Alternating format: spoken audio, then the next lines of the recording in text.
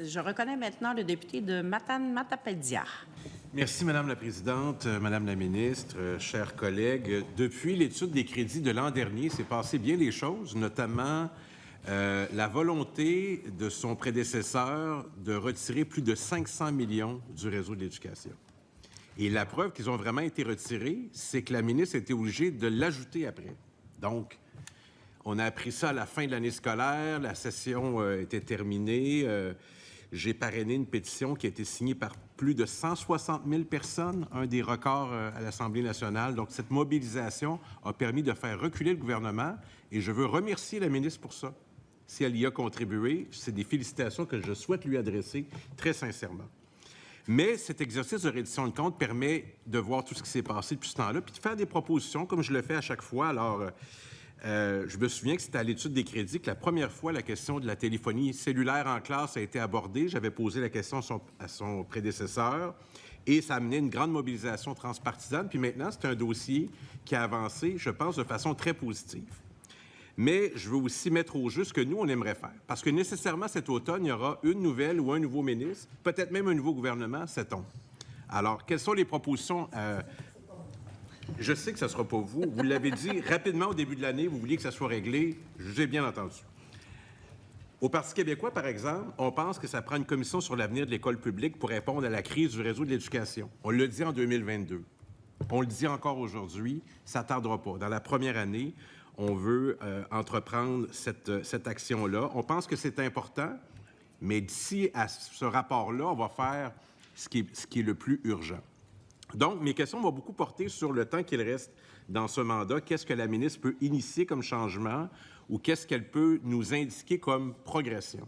Et le premier enjeu, ça serait exactement dans le sens de ce que le chef du Parti québécois a dit à Paul Arcan lundi. La première chose qu'on ferait en éducation, c'est écouter les enseignants et enseignantes, ce qu'on nous dit. Puis ce qu'on nous dit beaucoup, c'est comment vous faites pour rendre les écoles le plus possible exemptes de violence.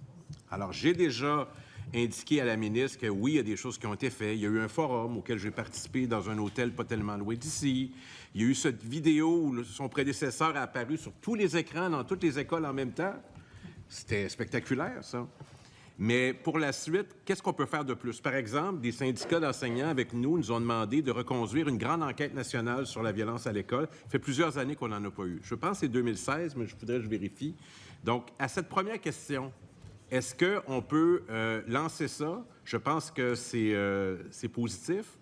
Donc, ce serait ma première question. Cette grande enquête nationale sur la violence à l'école, demandée par plusieurs partenaires, dont le Parti québécois, est-ce que la ministre trouve qu'on pourrait lancer ça? J'imagine que vous faites référence, entre autres, à la motion qui a été présentée, hein? Juste pour être sûr qu'on parle la même chose. J'étais d'accord. Bien, c'est ça que j'allais dire. J'étais d'accord avec la motion, donc Après on a voté pour. Je ne prendrai pas toute la prémisse de votre question. Là. Ce sont... parce qu'il y a des choses que je serais tentée de corriger, mais je ne le ferai pas parce que j'ai eu l'occasion de le faire abondamment tantôt sur la question du budget l'année passée. Mais oui, on est en train de regarder, de faire des collectes de données, se pencher sur la méthodologie. Donc, on est en train de regarder comment on peut mieux agir, mieux déterminer les données en matière de violence. Et ça fait partie des moyens d'action qu'on est en train de mettre en place. Donc, ça fait suite à la motion auquel on a acquiescé. Je vous corrige à mon tour. La proposition, c'est de tenir l'enquête. Oui. Laissez faire l'enquête par un tiers qui va vous donner ces chiffres-là et qui va aller colliger l'information. Je ne demande pas au ministère de le faire. Je demande de confier ça à une enquête indépendante qui va pouvoir faire ça. Donc, il suffit de lancer l'exercice. Hein? Je pense que tout le monde va applaudir. Alors, est-ce que la ministre est prête, Madame la Présidente, à lancer cette nouvelle enquête nationale sur la violence en milieu scolaire? Bien, il faut le faire de façon rigoureuse. La motion disait que le demande au gouvernement de s'engager à mener une enquête nationale sur la violence. Donc, on est en train de regarder, effectivement, la meilleure façon de le faire. De tenir parce qu'il faut le faire. Non, bien, c'était pas ça qui était la motion, mais c'est pas grave.